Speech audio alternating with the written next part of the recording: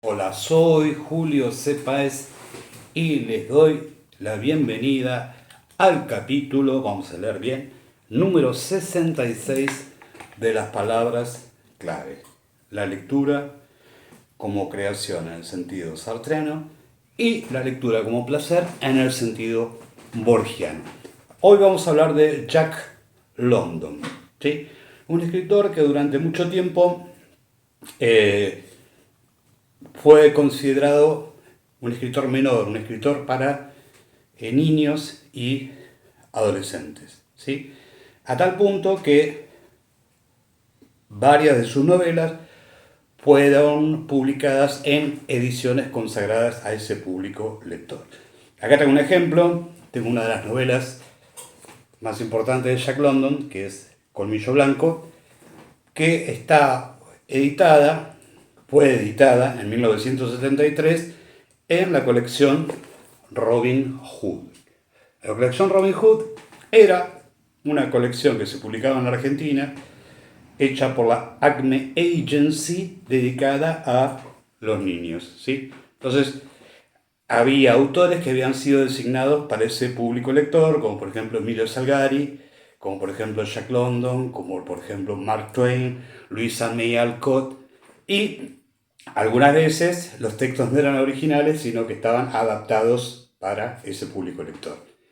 Iniciativa que estaba muy buena porque hacía conocer a grandes escritores, a niños y preadolescentes o adolescentes tempranos, mejor dicho, ¿no? O para aclararlo mejor. Y durante mucho tiempo entonces Jack London fue incluido dentro de esa categoría. Ahora bien, es al menos injusto, por no utilizar otro calificativo, esa clasificación de la obra de Jack London. Vamos a hablar un poquito de la vida de Jack. Jack nació en 1876 en California y murió en California en 1916. O sea que vivió nada más que 40 años. A lo largo de esa vida breve, más allá de escribir, realizó múltiples tareas. Él venía de un hogar de clase media baja, no tuvo una educación sistemática. Después ya de mayor intentó hacer algunos cursos, o hizo algunos cursos, pero sin concluir ninguna carrera en la Universidad de Berkeley. Estamos hablando de fines del siglo XIX, principios del siglo XX. Fue marinero, fue periodista y fue buscador de oro, ¿sí? Y estuvo en lugares que, digamos, marcaron fuertemente su vida, en episodios históricos. Fue corresponsal de guerra en la guerra ruso-japonesa de 1905, presenció el terremoto que destruyó la ciudad de San Francisco y también en la década de 1890 participó de la fiebre del oro, perdón, no fiebre, sino fiebre del oro que se dio en Klondike, en el territorio de Yukon, allá en el reciente adquirido Estado norteamericano, pero había comprado al Imperio Ruso. ¿Sí? En la década de 1890 se va a descubrir oro en el Yukon y va a haber una gran migración de hombres que van a tratar de enriquecerse casi milagrosamente, rápidamente o casi milagrosamente en la cuenca del Klondike y el río también, el río Yukon. Parte de esto se puede ver en una gran película de Charlie Chaplin, un mediometraje que es precisamente La Quimera del Oro. Obviamente Jack está allá, vive esa vida en los límites, digamos, porque las condiciones medioambientales son durísimas, están muy cercanos al Polo Norte, las temperaturas son muy bajas, y porque más allá del medio ambiente también están las poblaciones originarias que ven a los blancos que vienen a obtener oro como invasores, o sea que la relación no es fácil. Todas esas vivencias van a estar en la narrativa de Jack London. Y en cierto modo uno puede llegar a pensar que la vida y la forma narrativa de Jack London, especialmente en sus cuentos, prefiguran a otro gran escritor del siglo XX que fue premio Nobel, que es Ernest Hemingway. Los dos tuvieron vidas aventureras, si bien Ernest Hemingway vivió bastante más, si mal no recuerdo hasta los 60 años, hasta que se suicida a los 60 años, por allá por 1961. Bueno, hay otro paralelismo durante mucho tiempo. Algunas fuentes decían que Jack London había tenido una muerte prematura porque se había suicidado en 1916. Ahora se sabe un poco más y se conoce que no, que murió naturalmente de múltiples enfermedades que arrastraba. Él sufrió, por ejemplo, el escorbuto como resultado de la expedición al Yukón, de la fiebre del oro, y tempranamente también tuvo una gran afición por el alcohol. Otro elemento que lo relaciona con Ernest Hemingway también. Y como decía al principio, si bien tuvo mucho éxito durante su vida, tuvo mucho éxito de ventas, escribió mucho, ya a mediados del siglo XX es como que se lo empezó a tratar como un escritor menor o desapareció. Era un escritor para niños o para jóvenes. Hay una linda reflexión de Ernesto Sábato, el escritor argentino Ernesto Sábato, que dice que esta novela, Colmillo Blanco, si bien cuenta la historia de un perro lobo, es una reflexión sobre los límites de la condición humana, ¿sí? O sea que en realidad es más profunda que la historia del perro lobo, que es obligado a participar de cosas atroces como las peleas de perros y demás, donde hay apuestas e intereses y demás. Temática que obsesionaba a Jack London, porque uno de sus mejores cuentos, que está en este librito, se llama Diablo, que habla de la relación de odio entre un perro lobo y su amo, entre comillas. O sea, y cómo esa relación de odio se desarrolla a través de los años y cómo ese odio se profundiza, y el giro que tiene la culminación del cuento es impresionante, y uno le hace pensar quién es más humano, el amo o el perro lobo en sus actitudes, ¿sí? O sea, que esto es gran parte de la narrativa, como dije anteriormente, de los cuentos de Jack London, tiene que ver con su experiencia en regiones límites en la búsqueda de oro allá por el Yukón. Y, por ejemplo, uno de sus cuentos más logrados habla de algo muy sencillo, pero que está descrito impresionantemente, que es el cuento que se tradujo al castellano como La hoguera, que en realidad el título original sería Cómo hacer un fuego, To build a fire, o sea, hacer un fuego, no cómo, sino hacer un fuego. Y que tiene que ver con lo que experimentaron esos aventureros que sin preparación y sin conocimiento ni del medio ambiente ni de las poblaciones originarias que estaban en las regiones próximas al Polo Norte, van impulsados por la ambición de obtener oro, ¿sí? Y ese tema aparece en varios de los mejores cuentos de Jack London, que tiene una característica: tiene una prosa despojada, exacta y contundente. O sea, son cuentos que funcionan a la perfección, ¿sí? Tiene muy buenos, pero muy buenos cuentos. Y hay otro aspecto de Jack London también, que en su breve vida de aventurero también fue alguien muy inquieto intelectualmente, y viendo las condiciones de trabajo que había visto como buscavidas, siendo marinero, buscador de oro, periodista, hasta que se afianza como escritor, él ve las relaciones laborales que se dan en el capitalismo, lee a Marx y se hace socialista, ¿sí?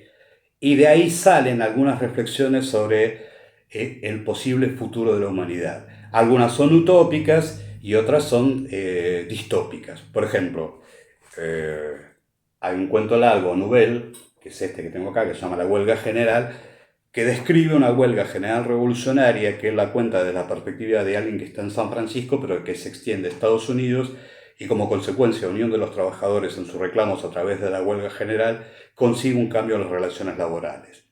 Eso tendría que ser un deseo del Jack London socialista. Y también prefigura algunos de los temas que después van a ser retomados en la alta literatura y también en la literatura digamos, se transforma en un lugar común de la literatura. Por ejemplo, la idea de una pandemia a nivel mundial que extermina a la mayor parte de la población humana, que está en esta novela o cuento largo, no sé, está ahí en el límite entre el novela y cuento largo, que es La peste escarlata. O sea, no solamente el estilo de Jack London es atractivo, sino que también plantea temas que después van a ser tomados como lugares comunes. Hay, por ejemplo, otro cuento largo donde habla, hay una hipótesis de el imperio chino, porque todavía no se había transformado en república, que entra en guerra con todo el mundo, ¿sí? O sea, es China contra el mundo, ¿sí? Basado en su poder demográfico. Y esa guerra, no vamos a contar el final de la narración porque no corresponde para nosotros arruinar la sorpresa de la lectura, termina con uno de los bandos vencedores y cómo vence a través de una guerra bacteriológica, ¿sí? Y acuérdense que Jack London falleció en 1916, o sea que prefigura elementos que van a aparecer y se van a convertir en lugares comunes en tanto obras literarias como obras cinematográficas, ¿sí? La idea de una peste global, la idea de una extinción global, la idea de una guerra global que utilice elementos bacteriológicos.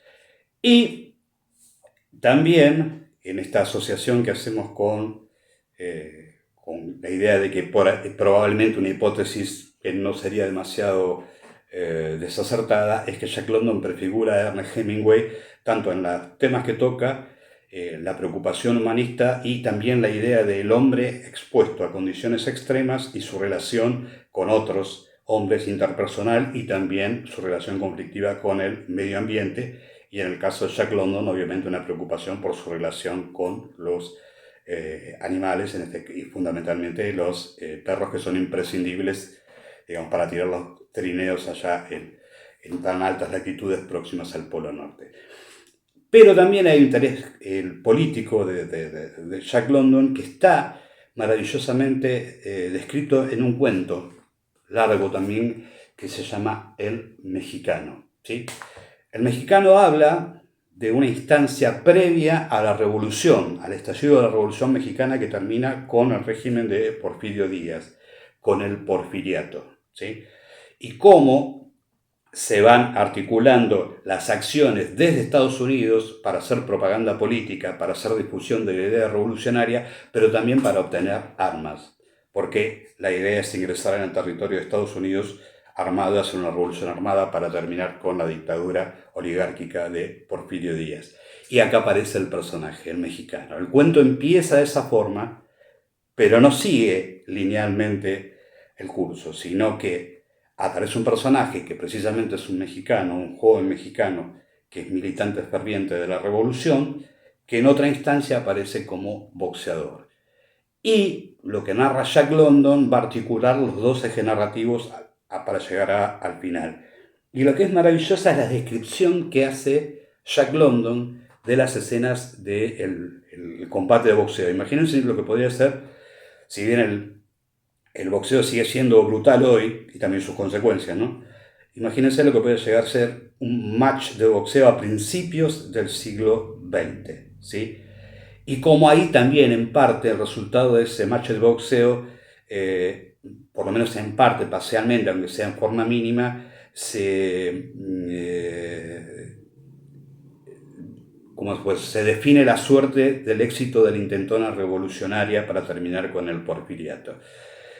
Y digo, ¿por qué remito a Hemingway? Hemingway tiene varios cuentos muy buenos sobre boxeo y me acuerdo que un gran escritor argentino que era admirador del boxeo es nada más ni nada menos que Julio Cortázar, que tiene un cuento maravilloso sobre boxeo que también se llama Torito. Entonces vean cómo ciertas ideas que van a surgir en la literatura del siglo XX las prefigura Jack London tempranamente. Recordemos que falleció en 1916. O sea, hay mucho y muy valioso y muy disfrutable para leer en los cuentos fundamentalmente de Jack London, ¿sí? Y es más, yo creo que entre Maupassant, Horacio Quiroga, Hemingway, el mismo Faulkner, es como son maestros de los textos cortos, más allá de que Faulkner también es conocido mucho por sus novelas y por sus innovaciones técnicas y demás, pero hay que también leer la narrativa breve de Faulkner, que hay una recopilación de Faulkner que en algún momento comentaremos, que son los relatos. Creo que es la editorial Alianza que la había reunido. En el caso de Jack London, lo que se va a dar, que empieza a ser reconocido en la segunda mitad del siglo XX, y parcialmente, digamos, no en la academia, pero sí hay digamos, no es institucionalizada la admiración por Jack London, pero empieza a aparecer y cada vez más, a tal punto que la prestigiosa editorial española Cal ha hecho una muy buena recopilación de sus textos breves, de sus cuentos. También hay novelas, porque uno puede leer, y tratando de que no sean versiones adaptadas para los niños, Colmillo Blanco, o El llamado de la selva, o la novela autobiográfica Martin Eden. De hecho, yo la narrativa breve de Jack London la leí tardíamente, ya por los 90, y por iniciativa de una editorial que es, por aquella época publicaba libros los domingos en las ediciones del domingo y que venían con un libro, con un pequeño libro. Y acá están Diablo de Jack London, La hoguera de Jack London, La peste escarlata, La huelga general, El mexicano, El hombre de la cicatriz. O sea que es un maestro de narrativa un poco olvidado que es reivindicado recién en la década del 90 y cada vez con mayor vigor y con mayor fuerza.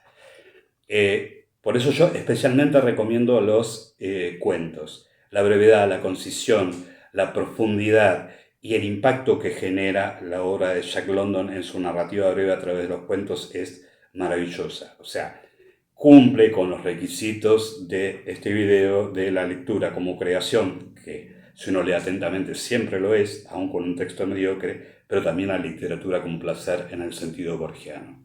Así que recomiendo entonces leer la narrativa breve de Jack London, los cuentos de Jack London, busquen la edición de Acal. El problema de la edición de Acal es que para nosotros que vivimos acá en la periferia argentina, los libros de Acal son muy buenos, pero no son baratos, ¿sí?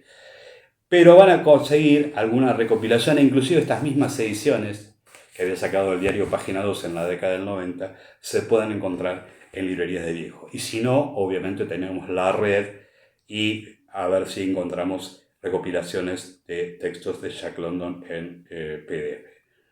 Bueno, buena suerte, buena lectura y hasta la próxima.